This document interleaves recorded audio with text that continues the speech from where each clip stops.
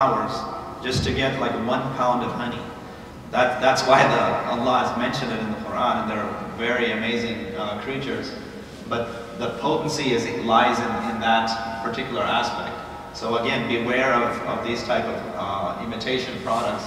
That's why generally people say to use local, what we call raw, unfiltered honey. That doesn't mean there isn't beneficial honey in other parts of the world. There definitely are. But it behooves us to do some investigation into the quality of the honey before we just purchase something. Similar, yeah, and for this too, honey obviously has many different applications. It's antimicrobial, anti-hemorrhagic. There are published studies in medical journals that it's more effective for cough than most, in fact, most prescription or over-the-counter medicines. Good for your skin, good for your eyes, good for allergies, many of you have heard, and much more. Another example relates to olives and olive oil. There's the famous hadith of the Prophet ﷺ that in it is a cure for 70 diseases, including leprosy. It says to consume it, massage it over your body since it is effective for hemorrhoids. In modern day use, we know it's used on the skin. It has very high amounts of vitamin E, which is good for the skin. It also lowers your bad cholesterol, increases your good cholesterol, lowers blood pressure, and more. But this is another simple example. Another example relates to henna. The women are all familiar with it. The Prophet ﷺ himself used to use it on his own hair, but he also used to use it for much more than that. As the hadith mentions, it was also used on various injuries or thorn piercings. It says whoever complained of leg pain was also advised to apply henna. The Prophet ﷺ used to apply it after taking a bath. So anyway, it was used for again, many different purposes. In modern day use, they've also found it to help with what we call hemorrhaging or bleeding. They found that it's antibacterial, antiviral, good for skin and ulcer healing and so forth. So the point is you get some idea of how powerful Allah has made each of these things. Everything that He has created has some benefit for us. And again, it behooves us to go out and find what these benefits are. There's so many other things. There's vinegar, aloe, senna, so many different foods. There are foods mentioned in the Quran, pomegranate, figs, and so forth. So we could go on and on about this particular subject. But again, the point today is just to highlight to you the fact that Allah has put so much in front of us and we don't even realize it. It's right there in front of us and we're missing it. Another method that comes to mind when it comes to the methods of the Prophet ﷺ is what we call hijama. How many of you have heard of hijama? Okay, that's improving, because I remember when I first asked this question, I think probably 10 years ago, probably 20 or 30% of people raised their hands. So alhamdulillah, the awareness of it is improving, especially in the Muslim world and some of the Arab countries. This too is a long subject. I've been blessed to have been able to perform hijama now for the last 10 years on many different patients, and has many different benefits. I've tried to summarize a few of them here. I've mentioned the fact that it's famous for detoxification of the blood, helps to thin the blood, helps to stimulate new blood production, helps to improve circulation, pain reduction, and actually much more. For example, there's a Muslim scholar in Syria who did a lot of application, even for example in post-stroke treatment, in treatment of high blood pressure. It really has a lot of different applications. The famous hadith of the Prophet ﷺ says, خَيْرُ مَا تَدَاوَيْتُمْ بِهِ الْحِجَامَ أو كما قال صلى الله عليه وسلم. That cupping is amongst the best of remedies He's prescribed for you. I know I included a picture here that's kind of probably gory and kind of scary for some people, but you might get a little bit of the feel for what the blood looks like when it comes out. Having done this hundreds of times, one thing I can tell you about that is that, if you just go and donate blood to the hospital, or if you do a blood draw for a blood test, if you observe the blood comes out very thin. If you just look in the test tube, it's basically red, liquidy blood.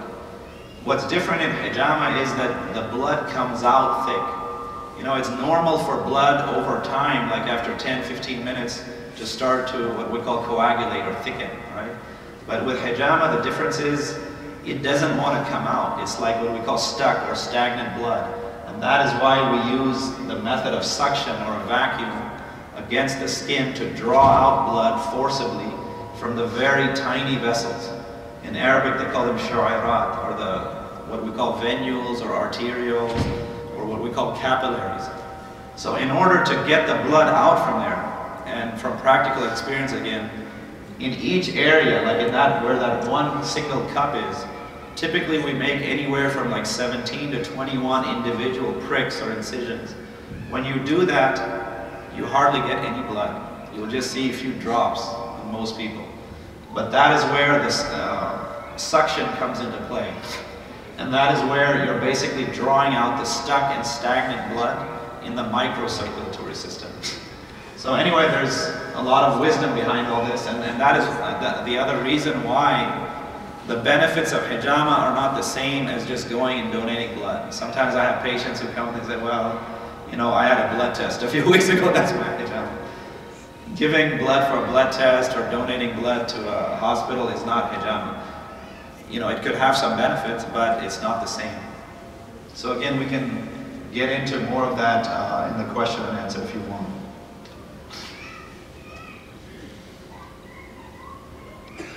Again, I want to wrap it up in just these next 2 or 3 slides, but a few practical considerations for us.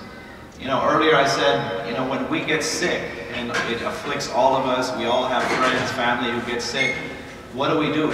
Do we immediately just reach, for medicine? Do we call 911? We rush back and forth to get to the doctor, get an appointment? That's all fine, well and good. But the first thing we should be doing is praying to Allah with sincerity. A lot of times we pray and we don't really think anything will happen. We just pray and like, throw it in. But when we pray with iman and yaqeen, no doubt it can be a source of healing for us. Similarly, do we only focus on certain aspects of health? Do we just focus on the physical and ignore our spiritual health? Do we ignore our emotional well-being? These are some practical questions we need to ask ourselves. Are we grateful for health, and are we patient when we're sick? And the other key question, are we doing the most that we can to maintain optimal health? This is another key question, right? Just like the Imam spoke about, are we doing the most that we can to maintain our iman? We also have to try our best to maintain our health, because that is part and parcel of our deen. Other implications, if we really study modern medicine, unfortunately, you can go to any medical school in the country and you'll see none of them will tell you that, oh, God is the source of healing. Is there any medical school that will tell you that? We have to remind ourselves of that. We have so many Muslim youth that are going and studying in all these places. It may sound obvious, but we have to remind them of this. Again, modern medicine generally denies and rejects the concept of the spiritual, emotional, and physical connection, and they completely deny the importance of spiritual health. And yet another issue is that they over-rely on pharmaceutical drugs.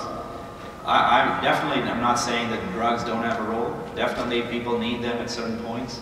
They play a very positive role for many people. But at the same time, we have to proceed in terms of order of safety. Allah has already given us so much, meaning by way of plants, foods, herbs, and all the other techniques we spoke about. So it behooves us to utilize those as well. And where we don't have knowledge, we should seek that out. So again, these are just also, in that regard, some additional implications of this. I think we've already spoken about that. I've already taken up a lot of time, so I'll go ahead. I'm sure there are probably a lot of questions. So I'll go ahead and close here. And if anybody has any questions, I'll be happy to entertain them, inshallah. Yes, go ahead, sister. I just wanted to know, what is the position that Islam takes on the benefit or the not benefit of vaccination? Yeah, That's a big topic. I mean, obviously, the sister asked about vaccinations and what Islam has to say about it? Yeah, regarding medicine or benefits. Yeah, that's another one of those things that falls into a modern category where there's no specific recommendation to my knowledge. Vaccinations are obviously something that were only started within the last century or so, right? And in the time, sorry. Oh, okay. So anyway, I'm not aware of any specific guidelines. You know, I can talk to you on a personal level about that, you know, at great length. There are many different opinions about it. Obviously, it's very standard in modern protocols. There is another side of the story, though. There's actually quite a bit of research that even though it has certain positives, just like medicine, it has certain risks and negatives. There's actually abundant research now that it can trigger certain autoimmune conditions. It's triggering an increase in allergies and asthma. I'm sure right now you know it's almost like an epidemic right now where children are getting allergies, asthma, food allergies, eczema, dermatitis. And these conditions are much more common in vaccinated populations. They're much more common in the Western developing world. They've done research that if you go to the poorest parts of the world, the slums of the world, they may have certain issues with infectious disease, but they hardly have any allergies. They hardly have any food allergies. They hardly have any asthma. So it's a very big topic. There's also the subject of additives and preservatives that are in vaccines. Even the ones that don't have mercury or what we call thimerosal contain very strong preservatives like formaldehyde and aluminum. So, like I said, maybe we can talk offline, but it's a vast subject. But to my knowledge, there are no specific guidelines in Islam. Yeah. The Prophet ﷺ had a meeting with a Dr. before, or he always did. That's a good question. In general, he did seek out treatment. Even the example I mentioned about the hijama, there's a well-known narration that exists where he had a strong headache and he had hijama done, and he even paid the person who did the hijama on him afterward. The Imam may know some other examples. I'm not aware of a specific doctor he used to go to. Do you want to say anything about it, Imam? Nadeem? I don't know of any particular name right here. Yes. I am aware of a narration where the Prophet ﷺ was talking to a companion who asked whether if you're sick, it's better not to seek any treatment and just be patient and Allah will cure you. He said that just as you love to be healed, you know, I love to be healed, and there's nothing wrong in seeking treatment. But as far as a specific physician or doctor that he used to go to, I'm not aware of that. Other questions? Yes, sister.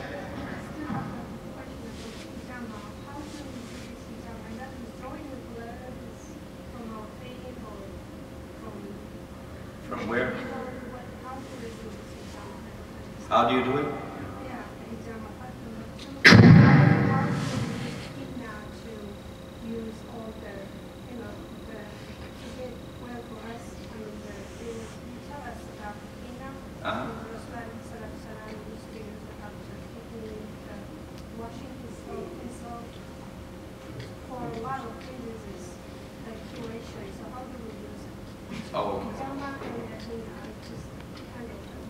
Okay, so the sister asked about the procedure for hijama and how it's done and where the blood is drawn from, and then secondly about henna and how it's applied and used, right? Yeah. So firstly, regarding hijama, it's a long process, but the summary of it is that very small incisions are made on the skin. Where you make the incisions depends on many factors. Generally, in what we call therapeutic hijama, the doctor should take a medical history, and based on the history of the patient, you determine how many cups to use and where to apply them. Some people, if you just want to fulfill the example or the sunnah of the Prophet ﷺ and you don't have any particular health condition, then the sunnah locations are generally considered to be on the back between the shoulder blades, sometimes at the base of the neck. There are some narrations that the Prophet ﷺ did it on the head as well, but most commonly between the shoulder blades. So if somebody doesn't have any particular health condition and just wants to do it for preventive health and just wants to fulfill the sunnah, then that's generally where it's done. And as far as the precise location, as I said earlier, when you make the incisions, you stay away from major veins and arteries. You know, if you prick major veins and arteries and you do so many pricks on them, you'll have blood gushing everywhere. And again, as I was saying, here in hijama, your purpose is to get out the stuck or stagnant blood that is typically in the microcirculatory system, which means the very tiny, like, capillaries. And then as far as the procedure itself, once you make the pricks or incision, there are two ways to draw a vacuum in the cup. One way is there are modern day hand pumps where you have a cup, it has a small hole in it, and you basically use a hand pump to draw the suction. The other traditional way that was used in the time of the Prophet ﷺ, and that's the way that I learned, uses a flame. So you use a flame within the cup that naturally sucks out all the oxygen and basically grabs and sucks the skin up very tightly. So anyway, I hope that helps to understand that part of it. The procedure takes about 30 to 40 minutes. And anyway, yeah, if there are further questions, I can talk about that later. Regarding the henna, as the hadith mentioned that I had on the screen earlier, the Prophet ﷺ used it on the hair itself, on the scalp. He did also use it topically on the skin. To use it topically on the skin, you know, because it's a ground up, when you take the henna leaves and you grind it into a powder, it can be applied on the skin by mixing it with oil. So for example, you mix it with olive oil or something that penetrates and then apply it. Right? This is one way to apply it on the skin. As far as the scalp, you know, there are many ways where, you know, in India and Pakistan and Arab countries, they'll mix the henna powder with various ingredients. You know, sometimes they mix it with egg, sometimes with various oils, and basically make it into a tonic for your scalp that has a lot of nutrients and replenishes, you know, your hair supply. So, you know, at least in this particular arena, I can't go into more detail. I mean, there are many sisters, and then there are many formulas online that you can allude to that talk about the specific formulas and how to make them. Other question? Is there an age limit? Sorry? Oh, ruqya, yeah. Sorry, this brother. Is there an age limit or gender restriction for cupping or hijama? Yeah, so he asked if there's an age limit for hijama. Generally, it's not done on young children. I'm not aware of a specific cutoff, but most ulama that I've talked to, there are no specific ahadith that say there's a cutoff age or anything. But over, you know, practical experience over the last, you know, 1400 years, most ulama, most doctors say they should generally be above like the puberty age. There are some exceptions where I'm aware of some doctors who have done it on younger kids who had very specific health problems. Yeah, and then as far as sometimes people ask. Oh, this is good. You asked me. Sometimes people ask about women and doing hijama.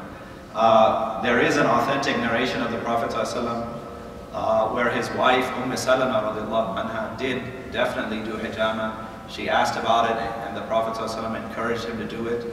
And it was done by one of her relatives, so it is permissible.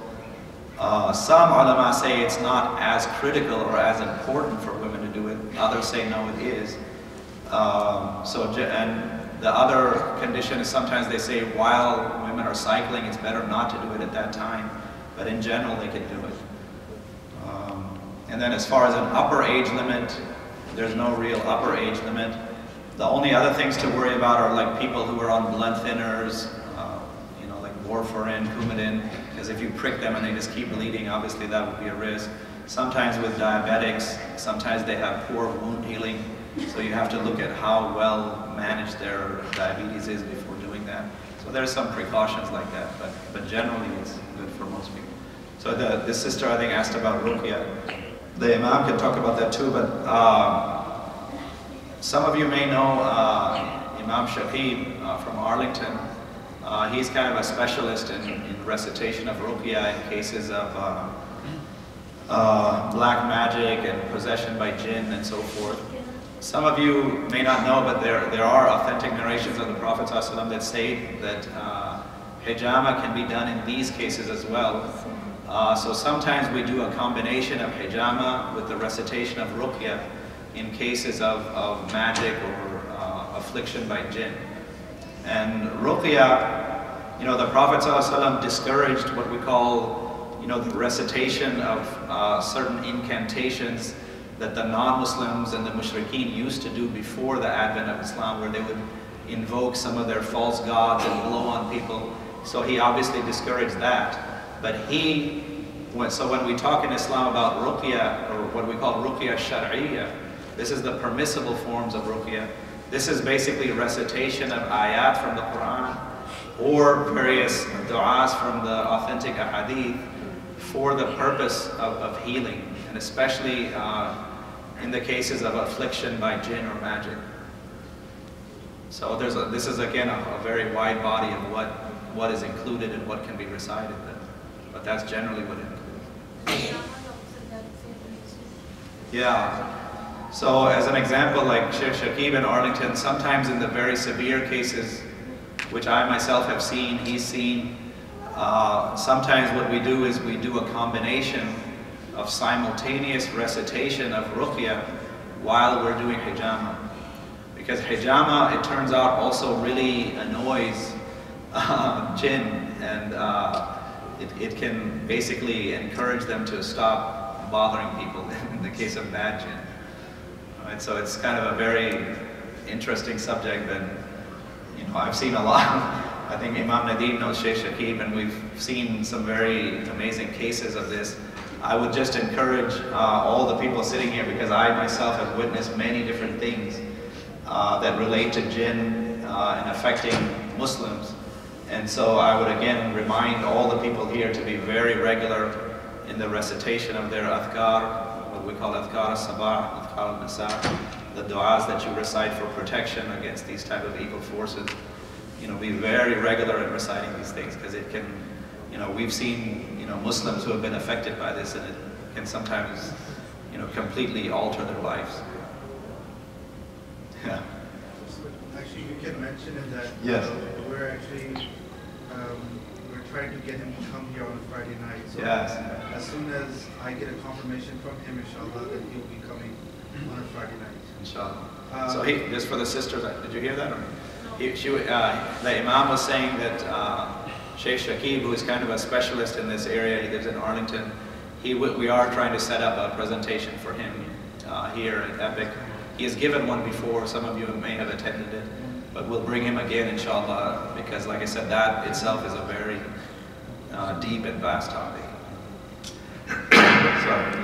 Just following up on the ruqya, like as for the method, they just read and do it on you, or do you do water and do it on you? Okay, that's a really good question. Yeah. So the brother asked about ruqya, whether you just recite it, or whether you blow on the person, or blow it over water, and so forth. Again, there are narrations that relate to each of those. So there is benefit in just reciting it. There are also specific narrations that do relate to the Prophet ﷺ blowing on some of the companions. The Imam can correct me also. There are authentic narrations too where the Prophet ﷺ mixed his saliva with water and had some of the companions drink it for healing purposes. There's another narration I've seen where the Prophet ﷺ took a little bit of sand and mixed it with his saliva and mixed it with water and used it as a means of healing. So I've seen, to answer your question, each of the methods is present. And actually, on a very interesting note, I can quickly try to summarize that. There's some modern research from a Japanese scientist named Masaru Emoto. Excuse me. He wrote 3 volumes of books. The first one is called Hidden Messages from Water. And it's very interesting research where he took samples of water and he had people say things next to the water. He had people write messages on paper, put it next to water, in the water. And he found very bizarre findings after that. And he proved that depending on what was said, it affected the water in various ways. And initially when this research came out, even people thought he was so crazy, they said, you know, he must be making this stuff up. But since then there are labs and scientists in France and Germany that have also found similar findings. But basically what they found was that if anything very bad or negative was said, meaning things like Satan or hatred or evil or backbiting, murder, killing, slander, and so forth, basically it created very chaotic patterns in the water. And the way he proved this was he took those samples of water and he froze them, created ice crystals, and he looked at the ice crystals under an electron microscope. Because as most of you know, ice forms crystalline patterns. So he observed in very minute detail the patterns that are formed in the ice depending on what was said or written. So he found that when anything very negative was said or written, it created very chaotic patterns in the water, crystal patterns. On the other hand, when very positive things were said, anything relating to God, love, peace, justice, goodness, created very beautiful images. And the only way, I don't have it with me, but if I would encourage you, yeah, you could, if you go to Amazon or any of the bookstores, you can search what's called Hidden Messages from Water. The scientist's name is Masaru Emoto, E-M-O-T-O-O. The third volume that he wrote, and he shows all his pictures, relates to various religions. Very interesting research he did in there. He did some on Islam as well. He had people reciting the Quran next to water. He had Zamzam water and he analyzed it. I think he had somebody say Bismillahir Rahmanir Rahim next to water. He analyzed it. And he also admits that there's very beautiful images that were formed. He himself is what we call a pluralist, where he believes kind of in the beauty of all religions. So he found interesting things with other religions as well. But again, it's something interesting to look at. Interestingly enough too, when he had people say Satan in any language, it created almost like a black hole-like image. You couldn't even see the crystals. It was just like somebody launched a missile into the crystal. So this is again very bizarre stuff. But the only reason I mention all that, relating to what you said, is that you know, water is kind of a means or a vehicle through which it can carry positive or negative energies. And as it relates to spirituality, there's a lot in our Islamic tradition. As I mentioned, the Prophet ﷺ, when he has companions take water, where he has mixed his own saliva, for example, that basically helps to create a very positive spiritual energy in the water, right? And on the other hand, as another example, the Zamzam water is water that's a continuous source that goes back thousands of years and was used by the prophets, the awliya, the salihin. And so that positive energy and that barakah still permeates the water to this day. And that is why, you know, there's so many narrations that when you pray and make dua after you've drunk Zamzam water with sincerity, Allah Himself tells us in the hadith that your dua will be accepted, inshallah. And I know of people who that has happened. And so, again, very bizarre things they're finding, you know, in modern research, but it can relate to that, where sometimes you recite a dua, and if you have good intention, and you use that through water or blow on it, as long as you have the correct intention, that could be something that could be a vehicle or means of healing. What else? Yeah. Do you have any solutions or recommendations for buying honey? Like how to buy honey? How to buy honey? Yeah, so I was saying at least in the local market here, there are several sources of what we call local honey. Local generally means within about a 70 or 80 mile radius, and it's typically from these very small local bee farmers. The reason it's good to go to them is because they're not worried about supplying the whole world, right? And there are many reputable companies that supply not just Whole Foods, Sprouts, but also even you can find local honey in the Tom Thumb, Kroger, these kind of places. But check it to make sure that it's what we call raw and unfiltered. Other sources, and again, like I said, I'm not trying to say that local honey is the only type of good honey. There's There are other types of good honey from other parts of the world as well. Even the Quran itself talks about how they're مختلف ألوانه, that there are different colors and types of honey based on the geography of the different areas of the world. And so, for example, there's a lot of research on a type of honey called Manuka honey, which comes from New Zealand. There, the professors in New Zealand did a lot of research and developed a rating system for the quality and the level of antimicrobial activity of the honey. So when you see that trademark and you see what's called a UMF factor, you know that it's a certain level of quality. Similarly, if you go to Muslim countries, typically you should go, unfortunately you have to basically just go around and find local bee farmers and find reliable sources. I don't think there's any one particular brand in other countries, but the Prophet ﷺ also in that regard mentioned a particular type of honey in some of the hadith called asal sidr. Asal sidr is a type of honey that comes from the Arabian Peninsula, generally in what we consider Yemen or Saudi Arabia nowadays.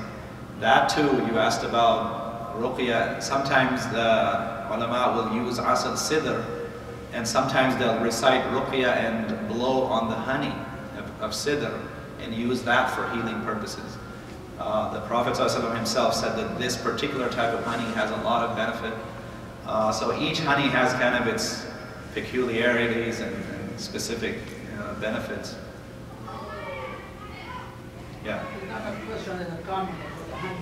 Yeah. Because if you taste any honey, all taste the same. But if I'm telling you, the honey usually, if the bee is kept in the orange blossom area, they will taste exactly like the orange flower. Yes. If you taste it from the when you mentioned it, it's called pera. Pera is a type of fruit in the mountain area, mostly in the border areas between Pakistan and Afghanistan, or Waziristan area. Yeah. And the same type of honey comes to Saudi Arabia and Dubai from Yemen. Those are the highest expensive honey in the world, and the best one. And if you have bee in the apple garden, they will smell exactly like that. But here is everything is the same, more different. And the taste. And I have